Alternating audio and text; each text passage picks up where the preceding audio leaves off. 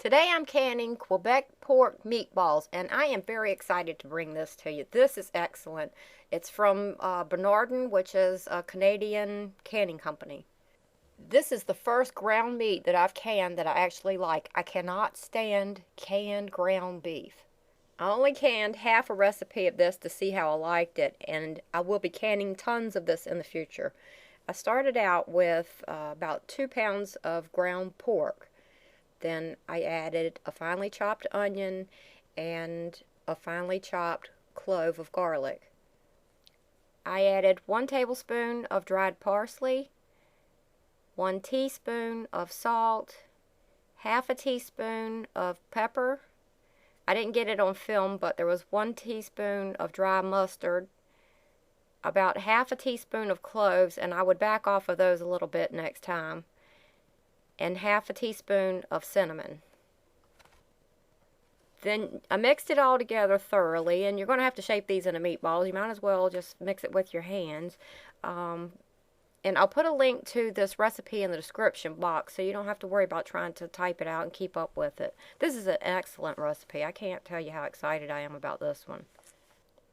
So I mixed it together thoroughly, then I shaped them into meatballs using about 1 tablespoon for each. And next time I think I'll make them just a little bit smaller so that I can get more meatballs into each jar. Then I heated a little vegetable oil in a pan and I browned the meatballs on all sides. And you might have to do this in several batches. I think next time I'll use my big griddle for this.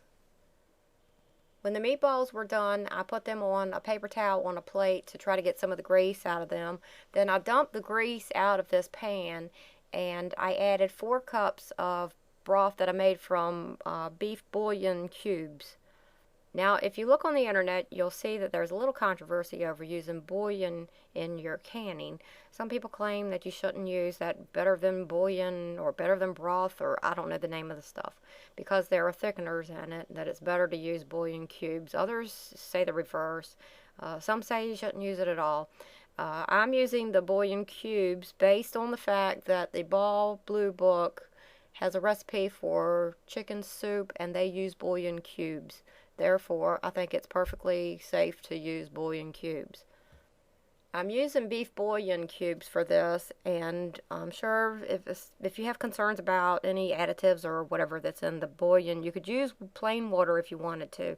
However, I'm using the bouillon because it has maltodextrin in it. I ran across a patent, I believe it was by Pillsbury, where they patented a process of adding maltodextrin to soups and sauces, and it's that maltodextrin which prevents things from getting soggy. They found that they could, if they used it, they could keep vegetables or rice or pastas from getting soggy during a canning process.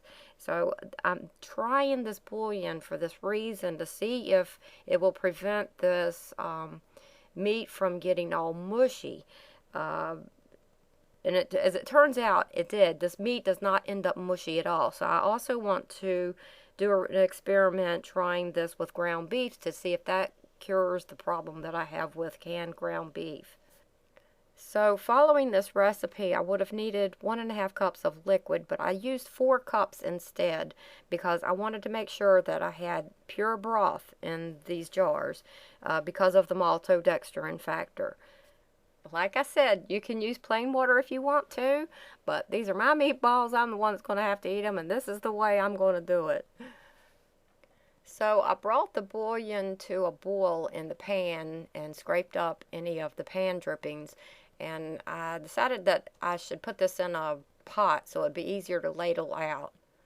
So now I'm ready to can. I have my bouillon boiling, I have my lids and rings at a simmer, and I have my jars hot and ready.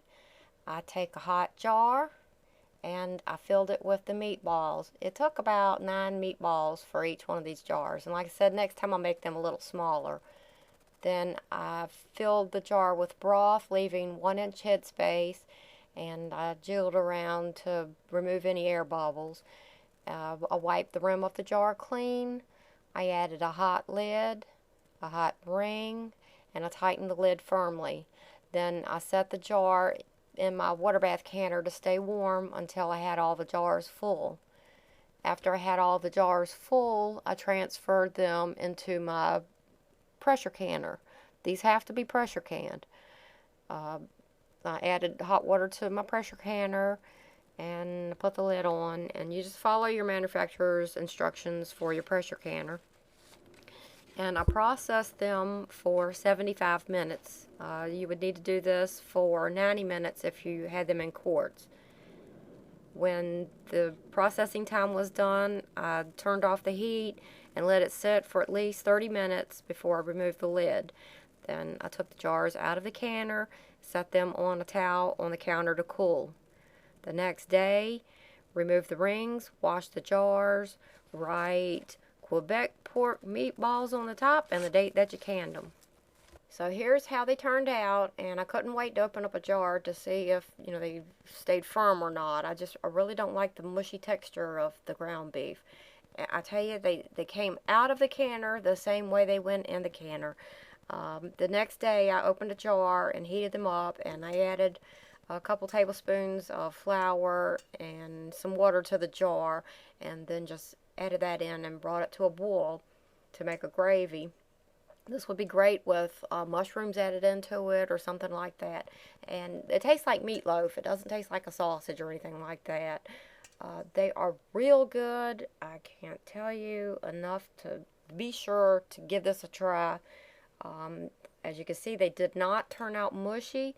They retained their firmness, and I really want to try this with ground beef with the bouillon.